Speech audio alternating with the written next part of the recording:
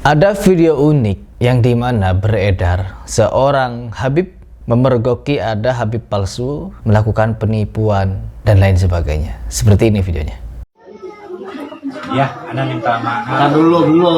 Udah, ini udah. Belum. Udah.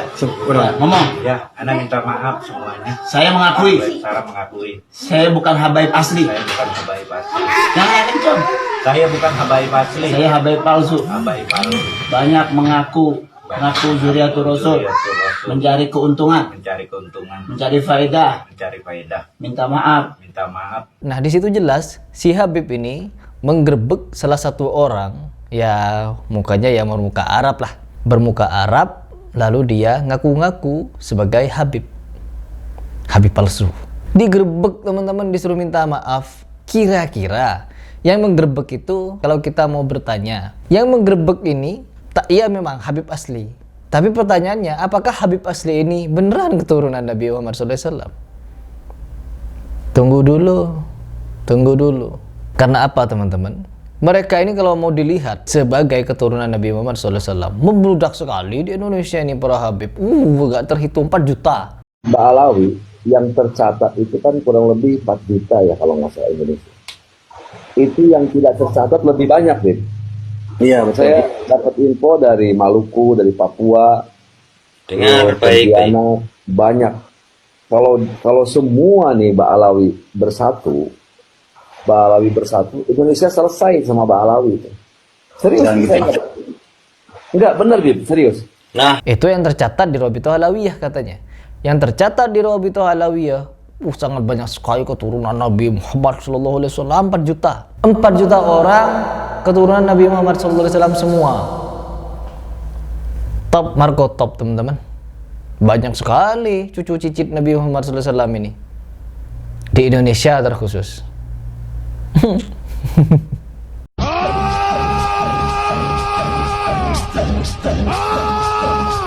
Nabinya lahir, hidup, meninggal di Mekah, Madinah. Keturunannya banyak hidup di Indonesia. Habib asli memergoki Habib palsu. Habib asli dan palsu sama-sama palsu. Sama-sama palsu, sama-sama cucu Nabi palsu. Karena apa? Kata Kiai Ahmad Zahro. Kalau Kiai Ahmad Zahro tegas teman-teman. Demi Allah, saya tidak mengakui bahwa Habib adalah zuriat Nabi. Saya katakan bahwa Pak Alawi bukan nasab Nabi. Bukan, demi Allah, tidak sambung nasab Nabi. Bukan saya benci pada mereka, saya kasihan pada mereka. Bayangkan ya, kalau ngaku nasab Nabi, ternyata bukan. Haram mencium bau surga. Itu yang bersabda Nabi Sallallahu Alaihi Wasallam. Kalau ngaku nasab Nabi ternyata benar, ya tidak ada masalah. Tapi kalau ngaku nasab Nabi ternyata bukan, berbahaya. Satu. Yang kedua, ngaku nasab Nabi pasti ada sebutir pasir atau seberapa kesombongan, pasti. Orang yang ngotot ngaku nasab Nabi itu mesti ada kesombongan dalam hatinya. Kenapa sih kalau dikatakan bukan nasab Nabi lalu marah? Kenapa? Kan berarti karena kesombongannya.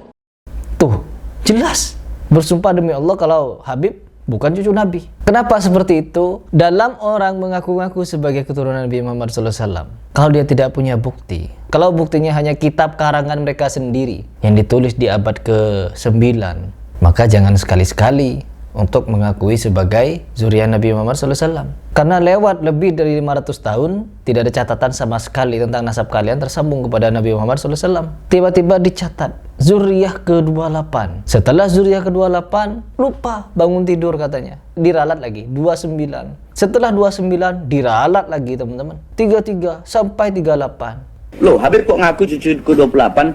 Ana waktu itu baru bangun tidur. 28 ya. Terus habis itu diklarifikasi kalau waktu itu lagi bangun tidur. 128. Yang bener Ana 38. Yang bener 38. Bukan 28. Oke.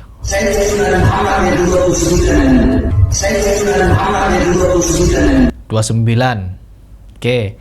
28, 38, 29. Habib Ali, saya punya abah, merupakan keturunan ketiga. Tuh sambil baca data dia teman-teman. Datanya ada di HP yang dia pegang. Artinya ini datanya valid. Mungkin karena sudah pegang data. 33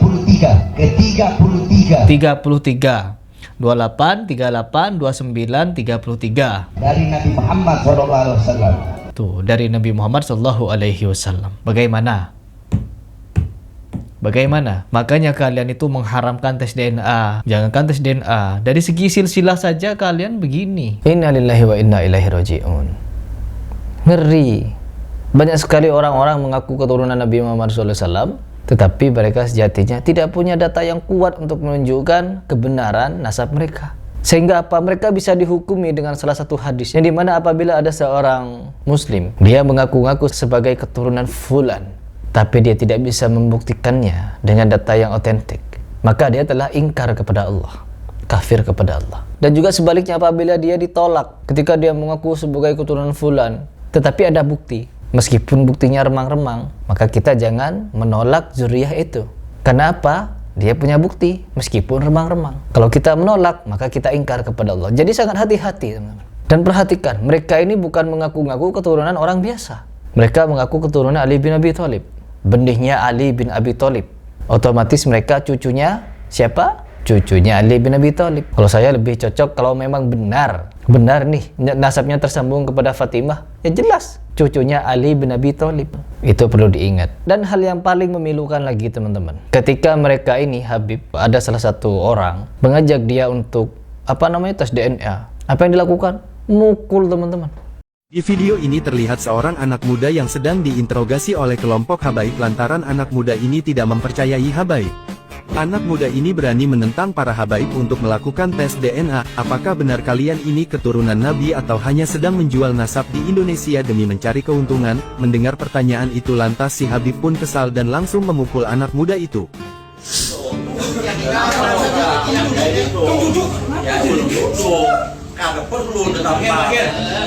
Kayak gitu. Jangan main tangan, jangan main sendiri. Jangan membenarkan. Ikan yang janji Pak Satan. Dia jangan membenarkan dia kota deh. Kenapa dia membenarkan orang? Kenapa dia membenarkan semua beberapa kali deh? Biar bersebelah. Ikan itu salah berdiam tahu lah. Pakai kekerasan. Seperti Bahar Smith ketika menghukum anak-anak itu, anak remaja yang rambutnya niru dia, pakaiannya niru dia, didengkul, teman-teman, disiku. Ya Allah, hebat mereka itu, hebat sekali. Dan perlu kalian ketahui, saya di sini berbicara bukan atas landasan saya tidak percaya kepada keberadaan cucu Nabi Nuh. Saya hanya tidak percaya bahwa Habib keturunan Nabi Muhammad SAW. Terserah kalian mau percaya atau tidak, silahkan. Tapi saya di sini tetap akan mengedukasi umat bahwa ajaran para habaib kebanyakan mencederai ajaran Islam yang sebenarnya, mencederai ajaran Nabi Muhammad SAW yang sebenarnya. Joget.